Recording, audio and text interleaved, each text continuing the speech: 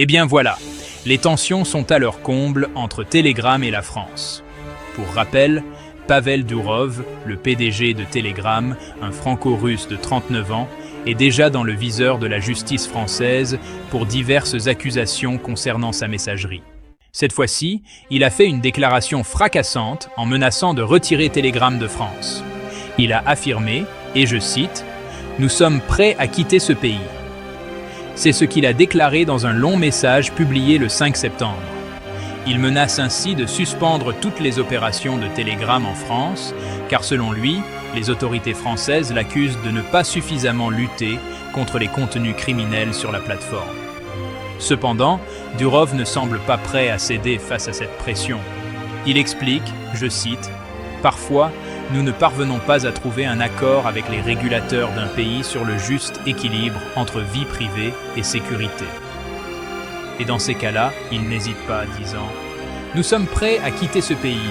Nous l'avons déjà fait à plusieurs reprises. » Telegram est mondialement reconnu pour sa sécurité et son respect de la vie privée, et Durov insiste sur le fait que la plateforme ne fonctionne pas pour l'argent. Il rappelle d'ailleurs que Telegram avait déjà été interdit en Russie en 2011 après son refus de céder aux demandes des autorités russes. Il avait alors tout simplement quitté le pays. Malgré ces tensions, Durov essaie d'apaiser la situation en reconnaissant la croissance rapide de Telegram, qui compte aujourd'hui 950 millions d'utilisateurs. Il admet que cela a pu permettre à certains criminels d'exploiter des failles, mais assure que des efforts sont en cours pour remédier à cela. Pour ceux qui n'ont pas suivi l'affaire, il faut savoir que Pavel Durov, dont la fortune est estimée à 15,5 milliards de dollars par Forbes, a été arrêté dès son arrivée en France le 24 août.